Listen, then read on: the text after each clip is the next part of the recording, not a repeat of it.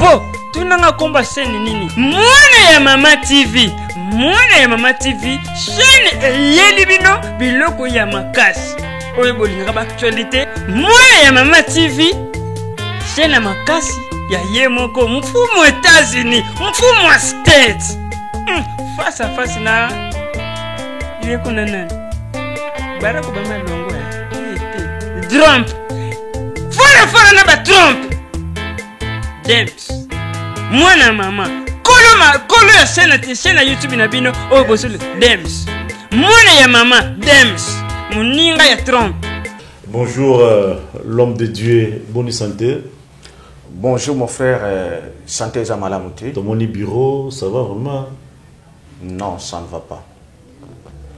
Le bureau représente un petit rien. Mais ça fait partie de l'organisation. L'organisation, oui, je l'ai toujours eu. J'ai une intelligence depuis longtemps. J'ai travaillé. Je m'avais fait cette grâce d'avoir une petite connaissance. Je devais faire quelque chose. Mais cela ne dit pas que ça va. Parce que mon ibatebele bazalaka bami ebité. Au cause de la nakamaka bureau boye, on s'est constaté kaka yango. Oh, zamba zomona yona iloko munini. Alors, à ma qualité de prophète et de libérateur, ça ce n'est que rien. Et comme les Congolais belé bazala kawana, je dis aux Congolais, oh nyon soto vivre kawana, eza o nzamba bongise la bisoté. C'est une situation où il est caca sur le plan prophétique, sur le plan spirituel. Muna Satan à cause de 1 million na yo, abandi ko pesa yo 10 000. Parce que surtout aux ana maïle to bana c'est constaté na 10 000 wana, au kanisi ki aux ana rebelle. Nzokande il fallait aux 10 millions, des milliards. On les Congo, des ango bo mona lelo bazo pesa ntamito. Budget ça soit déjà 4 milliards. Nous méritons d'avoir les budgets de 400 milliards. Voilà, actualité, d'abord, au mouvement, aux oménés, Bolobi, Nakatia, Masolo Nabino, le 27 juin, député Fobalonga. Quelles sont les motivations qui vous ont poussé à recommander à niveau là? Oui, dès qu'on a Bosco Kabamba et Salim Bama Mikolebele depuis mon retour à Kisangani, même bien avant, Tolubaka, Makamba Congo, tout ça la kama action na Katia Congo, mais beaucoup de monde qui est comme il se considérer que etikalika kabat bakomi kwa balobaka na bango kaka balobika ka isile basi biso na Katia ba mouvement citoyen na ba parti politique na ba militant ba prophète, ba pasteur, c'est tout batebile, ba résistant, ba combattant, mutu aleki, ngande chouchou, na lobby, ngande prophète Benjamin, na leki, batu balandinga, mais en fin de compte, après avoir batu balandi, souka na moiza, ngai lokola, ngai na lobelaka, ainsi dit l'Éternel. Le même Dieu là, c'est important, aloba, alobi. Nazako transmettre. Mais à la fin ya koloba, il faut sikoyo Nzambe wana asala. Et puisque Nzambe wana asala kate sans que mutu asala par naye, donc il faut sikoyo mutu kobana na ngamoko na sala. Parce que l'objectif ya Nzambe za que peuple naye batikala na boumbu te. Mais pour na que peuple batikala na boumbu, il faut oyo Nzambe abongisa ki azala mutu liboso à poser acte et surtout à poser action au final. C'est comme ça, il est vrai que tu aussi te poses action, tu as l'ambassade de Rwanda le 27 janvier. Et c'est quand tu as dit que tu as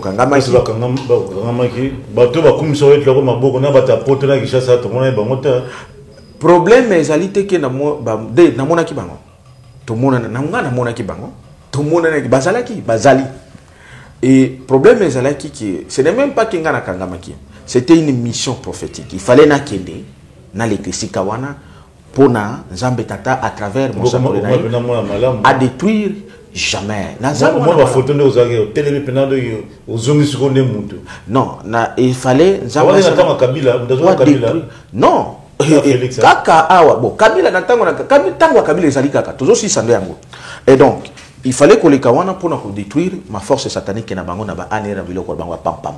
c'est à partir de là il fallait l'émission percée. Mais le problème est que les 27 qui ont bien tozali kosa la action finale. Ils allaient l'une des deux actions finales au Tokosala Mboko. Donc la première action finale ils ont salé le 27 juin. Et l'autre les 20, le 27 juin, dans le Bible le 27 juin, dans 7 jours. Le 27 juin, tout ça l'action finale. Action finale, parce que Bitumba tozala kanango, Isa ya molimo, premièrement, na yebisi ba Congolais na bala Congolais nyonso partout bozali. Tosi to gagner na molimo. Sikoyo, faut longola molimo ou bien nzambe et ça la kana mayele. To kitisa yango sikoyo na mayele. Alors na mayele il a kisi nini awa. Congo isa lié. Congo isa lié. C'est pourquoi avant tout ça l'action à le 27, tout ça d'abord structure. Structure yango to bengi yango union des Congolais pour la libération totale. Alors bien union des Congolais pour la libération totale. Bo sangani ya ba Congolais pour na kokango la mboka ya solo. Pour na bokango la mi ya solo. Ah donc union des Congolais wana ils ont réuni les Congolais et les Congolaises nyos. Quelle que soit tendance na yo politico, administrative, religieuse et tout consort. To sangani pona to mikangola parce que nzamba comme ils sont plus contre le parlement, ils dissoudre le parlement, le harmonie, bon même mouvement c'est pas un mouvement politique là. Premièrement, ils ont mouvement, ils ont parti politique. Parce que les partis politiques nyos sont dans le bana yonde konanga ba de konyos et c'est chouaki. Et l'intelligence maïe boigna. Soko tali ba parti politique depuis 1960 échoué pour l'année. C'est parce que les partis politiques et même quand vision na bango à 70 ans chercher le pouvoir à tout prix et le conserver. Mais ce qu'on a katia ko chercher pouvoir wana ba luka pouvoir il y a image besoin pouvoir été. Et donc nazolo baba parti politique union en général. Donc aujourd'hui l'IDPS ndé ayeko kwa na mutambo na yasuka. Alors ba parti politique union besoin depuis 1960. Il faut tout ça là perspective tout banana na histoire na biso. Tout ti wapi. Ba parti politique besoin ba pouvoir il y a image. Besoin ba tribu ya pouvoir ti. C'est comme ça que ba se compromettant na ba contrat belé ba signant où il empêche bango ba zo ba tribu ya pouvoir. Il y a les contrats occultes. Il y a même les contrats physiques et les contrats politiques. Alors, ce qui a fait que les partis politiques ont échoué. Quand on a la deuxième étape, l'étape mouvement citoyen. Donc, moi-même, je suis le président du mouvement citoyen des Congolais Génération Consciente. Au comment on a que le mouvement citoyen, nous sommes sali, Filimbi, Lucha, Nini, collectif 2016, il y a l'effet Rossi Mukendi et les autres. Tout cela qui a une mission. La mission principale parmi la mission principale na biso ba mouvement citoyen dans qu'on réveiller conscience de la population pour et ça prendre en charge. Mais deuxième chose, ils ont qui interpeller classe politique mission de pour la souffrance ya ba Congolais. Na koyebi sayo que to échouer non. Nous avons fait notre part. Mais, et si quelque part au cause on n'a pas compris que la classe politique et Oyo échangea caté le mouvement citoyen, ils n'ont pas compris que c'est nous les leaders que Dieu nous a préparés pour être devant, quel que soit notre âge. Mais batikala cause la licence aussi il y a des dirigeants politiques. Bon, revenons à un dossier le 27 alors j'arrive. Voilà, pourquoi vous procédez d'abord à la pétition? Mais bien directement, beaucoup de types du peuple, au bout que beaucoup échoué, nabino, bah député, bah la police, aux alana boyé, puis bah on pense à bino. Premièrement, na émission de Bosco Kabamba to échoué. Je vous chie to échoué. Disposition militaire. Na émission que dispositif militaire. Ok. Na émission to échoué. Pourquoi ton lobby première action, député dégage les 27 Congolais nyonso, Congolaises nyonso. partout toujours qu'il n'a parlé du peuple, to siéger parler du peuple na biso ba peuple. Ne toke ko fana na parler du peuple na biso. To bengi siko ba oyo entre guillemets, to pesa ki bango ba mandat, mutu na mutu aya ko déposer démission na. Entre guillemets, il y a eu des élections hein. Pourquoi na le bibi entre guillemets. Et vous le faites en violation de la constitution. Écoutez, non. Premièrement, ce qui n'a lobby constitution na binowana. Constitution et les autres reconnaissent. Constitution ils ont reconnaître. Constitution est mboka na biso. Yo kanga na soloba. Constitution fait bosco yoka. Constitution ça reconnaître. Constitution ça reconnaître boye que la souveraineté appartient au peuple. Moutou aza souverain, aza na pouvoir ya kopesa, pe ya kobuto. Attendez. Pas en désordre. Yo kanga. Pouvoir, souveraineté. Peut-être va forcer à éviter. Souveraineté, moutosa souverain, à pouvoir à pesa, péro, botola. Alors, parce que souveraineté nous appartient, tu as pouvoir à pesa, n'a pas botola. Tu pesa qui bango entre guillemets. Maintenant, c'est quoi, toujours, tu botoli. C'est quoi, tous les alliés qui yo, peut-être. Pourquoi tu botoli? Tu botoli pour la nini? Parce que batouana, ba trahir les bisous. Ba sali.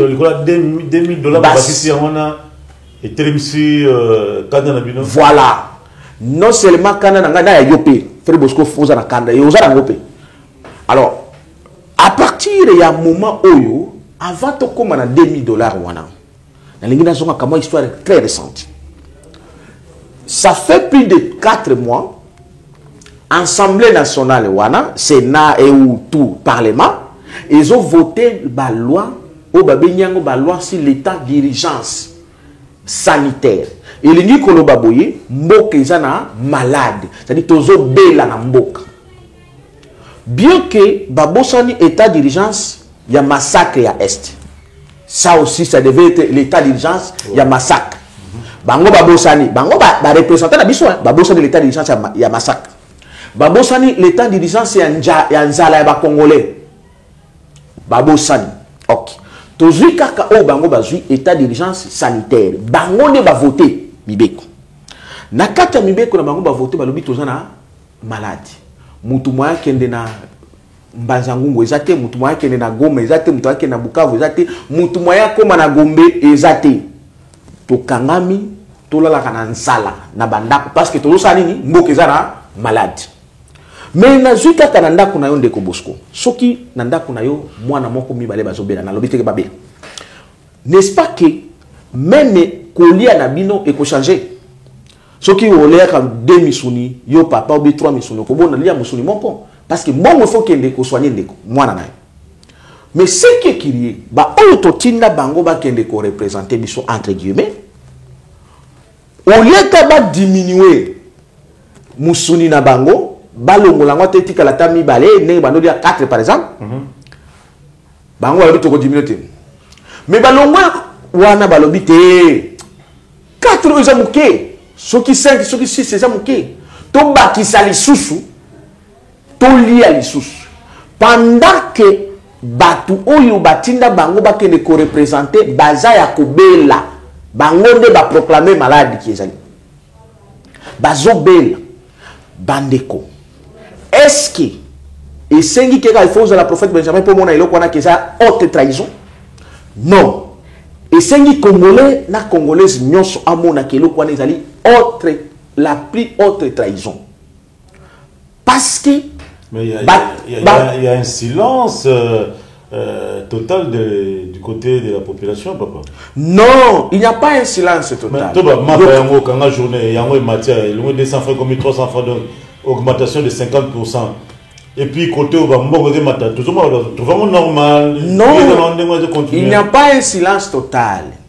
Les alliés de population et banaki kozela les leaders na bango. Donc l'initiateur.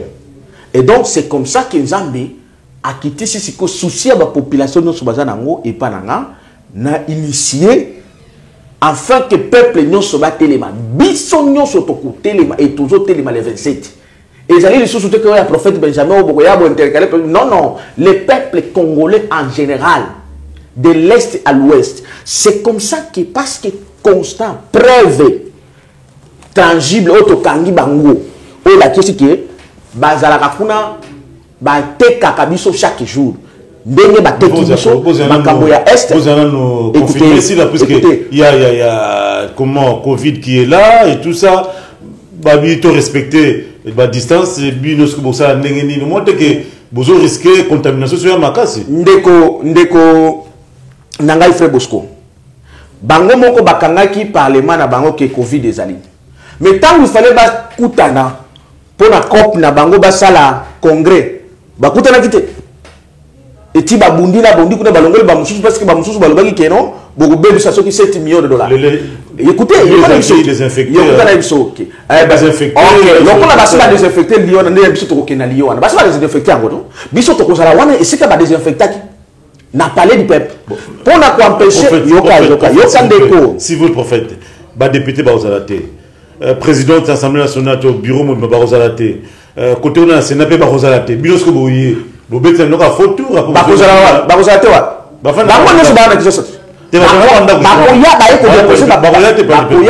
bakoya ko déposer banani ba démission na bango soki ba déposer te ba yete mais population ça la kati ba ndako sika bazali parce que ça problème il y a révolution divine populaire soki ba sakani balingi ko yate na kimé ba déposer ba démission na bandako partout sika bazali to kolanda bango parce que c'est la souveraineté ya biso to récupérer. Bon, là, on a mais écoutez, papa député dans Mali, mais vraiment Boboto, déposer, papa déposer des missions c'est l'ordre. L'ordre est ça où c'est l'ordre. Est-ce que Yoka frère Bosco il faut Yoka ngaba ndeko ba Yoka. Ngana six lo komoko kata ngai.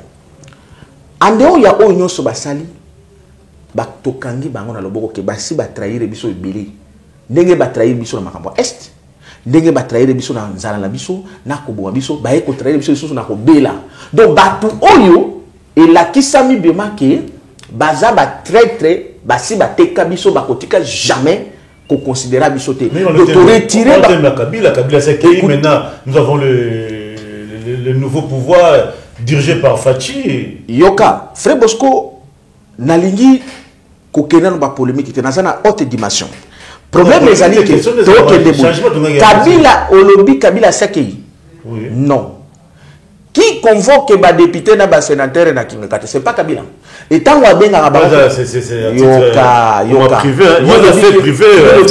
fait privé c'est-à-dire fait privé aux autres la biso aux nyoko la biso yango to lobi boyi pona kokende ya Kabila malamu ezali parlement wana nyonso ekindi ndeto ko célébrer le 30 juin le départ de Kabila c'est comme ça la yebisu bandeko nyonso ba comprendre qu'ils a blague Kabila na keite na lobaka na yo na lobaka na Kabila na keite et c'est maintenant qu'il va partir parce qu'il faut à tout prix prendre des responsabilités dans le Fachi bon comme Kabila zana nous on soutient Fachi pour te chasser ce Kabila pourquoi vous ne faites pas problème est aboyi bandeko boyo kakabia parce que tout comprendre ndeko Fachi azana pasi nanga le selo na lingaka ko lekabati nyonso ah bon Fachi aza mutu oyo lokola omoni nguma ameli ndeko na yo nguma ameli déjà Fachi siko lokola nguma ameli Fachi ameli ndeko siko na bolingo za ndeko na fosa la nini il faut luka oboma nguma wana na mutu na ye ozive makuna na mutu dabo bomi nguma wana pa nesko ko pasola nguma wana tango pasoli nguma wana peut-être pe ndeko na tikala kuna na libumu azopema obimisi osomona soki pe malheureusement écoutez que akufi déjà ozi quand même corps que ça ni okundi parce que corps est très essentiel pour la vie mutu et donc ndeko na biso amelana kina nguma sikoyo mutu ya nguma wana eza parler du peuple wana eza Kabila ta mutu mais mutu ya Kabila wana ndef parler du peuple nguma yango c'est Kabila mutu ya Kabila c'est parler du peuple c'est comme ça to lobi pouye tout c'est tout les députés dégagent toujours le baka ba députés nationaux tous les députés provinciaux nationaux les sénateurs bango nyonso dégage toute tendance confondue opposition majorité bango nyon se dégage. Courage. Boye ko déposer démission na bino. Il y a causé à niveau J'ai le pouvoir qui m'a été donné divinement par là, qui m'envoie avec moi. Écoutez, bao nyon so basala makambo ya minene. Basala kita mususu na banzoto bato bakanisi la kati. David est témoin que ses frères, mais celui qui a tapé Goliath, et il a battu Goliath. Et nazo senga ba congolais nyon so boyo kanga bien. Ba prière na biso nyon so mataka. Mais ko kitanango nzamba kitisa à travers moto. Et comme tango oyo otikala kaka ozolela na ndako ti. Otikala kaka do basali boyi. Nyonso tozo sibir, tozo ya ko manifester yango le 27 juin na palais du peuple. Ba congolais ya partout, il y a est, l'ouest, nord, sud. Kingasani, Maluku, partout, et Pompage, Kinshasa, Barumbu, Bissonyo, Lingwala, Bao, Bazek, déconfiné la zone. Parce que, Congolais, Belé, Bakena, Baéroport, quand il y a un homme politique, mais besoin de côté. Mais cette fois-ci, toujours comme une véritable histoire dans notre pays, il faut qu'on récupère notre souveraineté. Ça c'est comme ça que Bakoto Sakabiso, lobby nango kozana pouvoir à couper. L'autorité provinciale. Nous pouvons ou ne pas le faire. Je suis dans les réunions avec beaucoup de mouvements et au Tchokutanga na réunion et nous allons continuer la réunion après émission. Mais le problème est que na lingi que Congolais va comprendre ce que nous faisons et pourquoi. Les députés dégagent et ça blaguité. C'est la solution. C'est une action qui va donner 70%. Il y a solution pour nos problèmes à Congo. 70% il y a des problèmes à Congo et que ça m'a tant que dégager batouana. Et au lieu que Moutou pour bateau ça yo, il faut ça la makasi. Bablo bonde boza ba financement de banda, nengeka ba lushango bandaka, ba filimbi, ba monga banda, tambolé kabwani et tout ça. Est-ce que tout le monde a Benjamin pour poser question par rapport à la force que tu as Moutou boye? Alors, risque wana, audace wana, passez-moi les termes, pour sensibiliser la population. Dans les cas où il y a échoué, les députés vont continuer à missa na bango. Obi lisolo cha marka bunda. Ameka que monde que soukeli. Ndekonazo bisayo que premièrement, ceux qui sont dans le mouvement citoyen mususu bazwa qui ba financement libanda, nzambe peut-être alimbisa bango. Mais Benjamin Kawanga atikala kozwata financement moko étranger.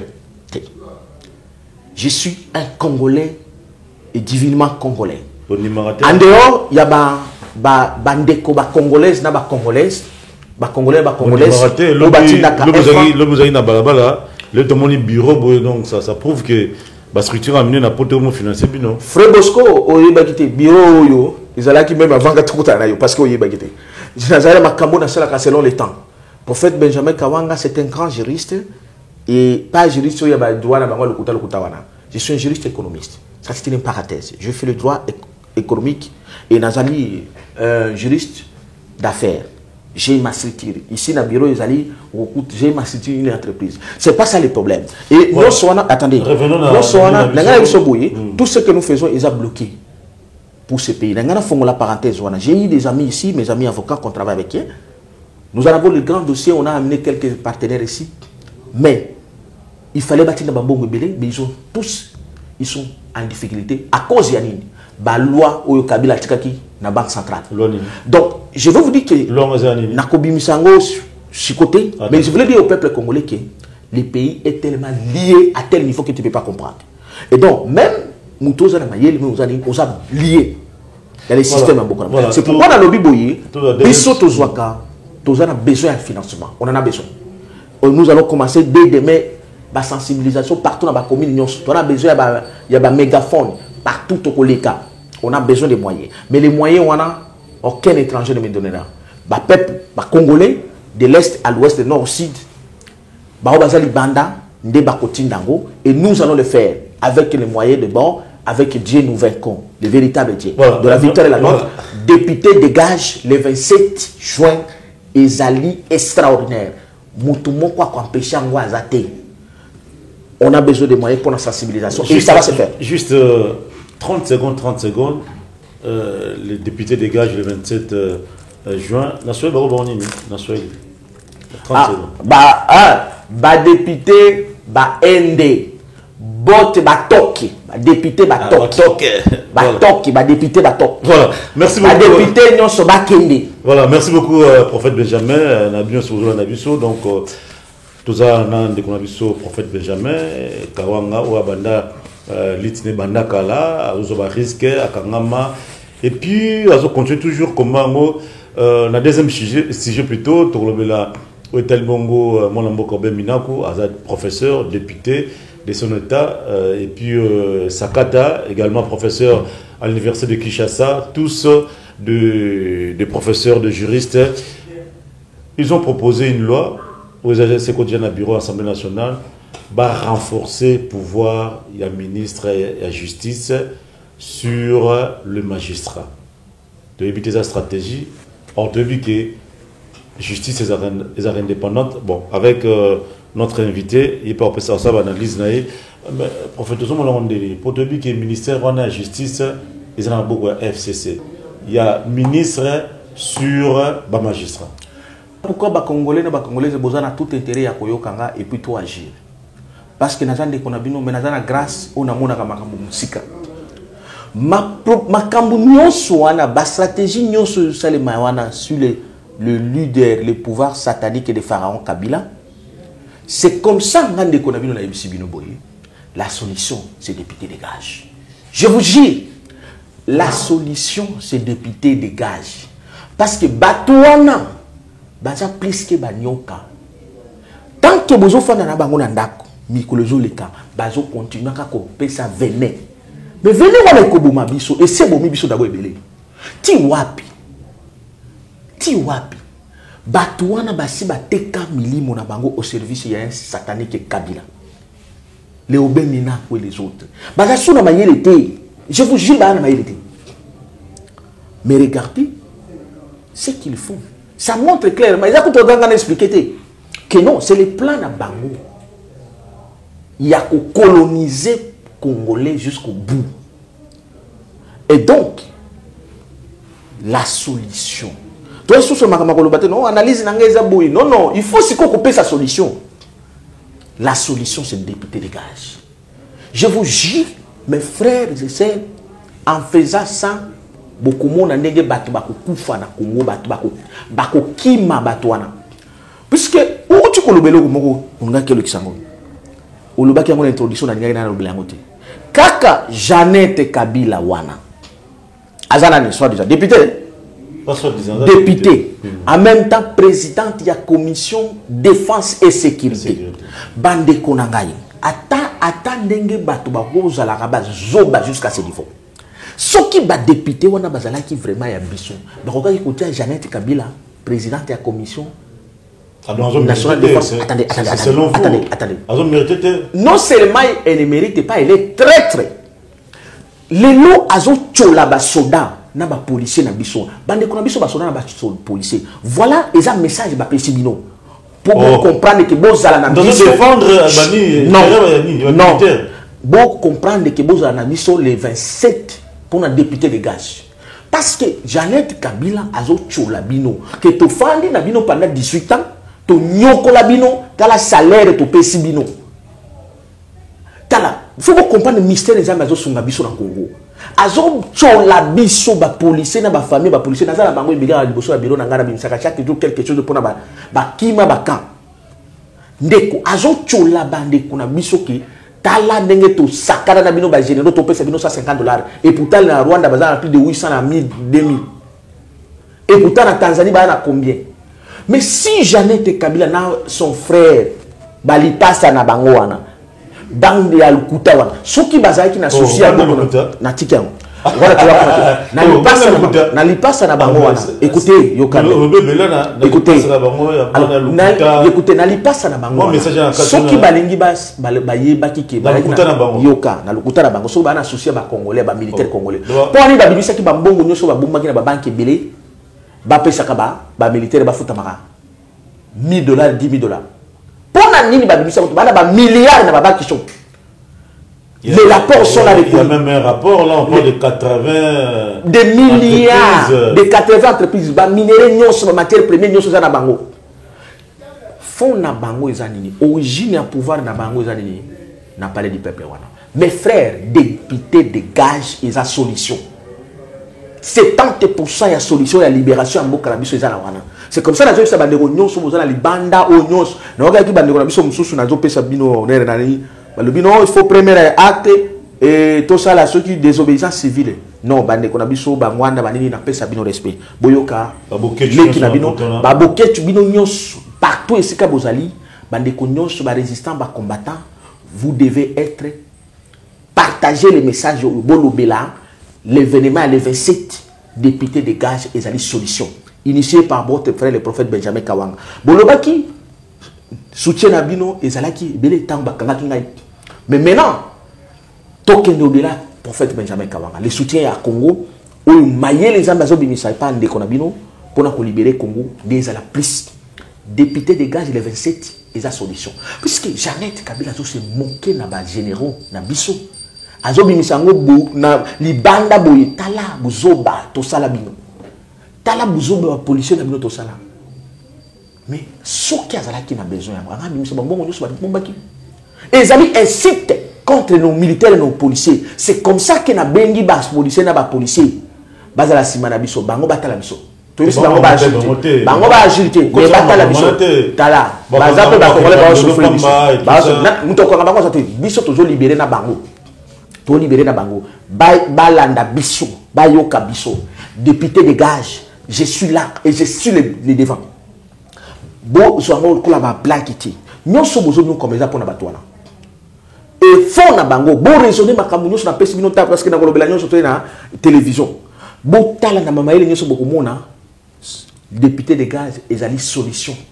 Voilà, merci beaucoup monsieur prophète Benjamin de nous avoir accepté toi bon ko partager na yo dans je crois mot de la fin Rosala on peut savoir coordonner na yo na bande ko nyonso zo na biso. Merci à Christian Bombola depuis Londres, merci na vraiment donc Willy Weston depuis Paris donc merci pour na encouragement na yo ba contribution na yo également à Janely Imbula et puis Tobo Sanité la grande famille Makali Nyonso maman Laurentine maman Colette donc tous ensemble avec Yves et son épouse Nancy donc na Nyonso et puis Nancy Moussousou voilà homme de Dieu comme Nasuka, je suis sûr et certain, ma monsieur Kiti Bango. Koloka Bloka Boye, ils ont passé pour la Congo Nabiso. Mais juste une minute, est-ce que Congolais a commis déjà na Bonyama? Est-ce que Congolais a Zailoko Pamba? Est-ce que Congolais a Zanani? Oya Kobaganyoso, Azomona Nenge Passezali, Nzamba Kosala? Congolais finalement azanani babloka bubu mona pe ba yana bango te nakufa natika bana na ngai nakufa basama na bango ndeko na ngai Frère Bosco oui évidemment Miami sozo tanga tango na ota la Congo ndenge zo souffrir mais Miami so pe sengo ezali parce que nazo mona ndenge Congo zo sala libérer lobi parce que c'est vraiment Miami so tanga soki natali ndenge bakangi Gombe ndenge bakangi Congo ngana kwa ko kende na zash président un PDG d'une coopérative minière na manyema na kwa kende na zui balare kuna mais moyen na kende zati bana nanga ba onyo ko mapela nzala parce que batie état d'urgence sanitaire bande ko bakendo sala cop na Gombe moyen ba kende zati parce que batie état d'urgence sanitaire mais batwano batie état d'urgence sanitaire bango bazo senga molima na bango mata bandeko on ne libère pas un peuple se libère. Et Dieu est avec nous. Je vous jure, Dieu est avec nous. Il est temps que tout ce que la kate que non, na lelaka, na lobaka, si tu n'agis pas, tu seras un traître. Dieu te condamnera. En tout cas, est-ce que bandekwana bakufi, baza, l'État est arrivé d'agir pour sensibiliser les Congolais et les Congolaises. Les nombres, il y a bisou. Dès qu'on trouve solution. La grandeur des nombres d'ambition. Et là, qu'on a eu Sabino, tous les besoin de moyens. Dès qu'on Bosco ou Tukoloba, biso to senga ba moyen libanate. To senga ba moyen pa na bino. Yo kozala na Mbandaka na Kisangani yo za wapi na Bojimani. Au continue de la biso infra na yo. nous allons faire nous avons l'objectif à cause de la grande mobilisation. Photo les canaba presse awa, naba télévision, naba radio, toko les canaba télévision, naba radio, mais il nous faut les moyens. Pour nous sensibiliser, Nabino Bozolanda, naba chaîne pour partager encore. Photo les cabane qu'on a biso bazana Beni. Nous avons plus de 7 journalistes au zone radio. Il faut passer un message, mais il faut les moyens pour accompagner bango. Moyens on a toko zongo pas en Zambie, oui, mais Zambie est pas nayo. Il est vrai que Batubélé, comment casser. Vous avez soutenu les classes politiques, vous avez soutenu les gens. Nous avons décidé. Mais je vous dis, maintenant, c'est la finale. Kobandeza malam, mais ce que qui c'était zamami. Donc, sacrifions-nous pour une fois pour toutes, en fait que tout ça, mitumbao.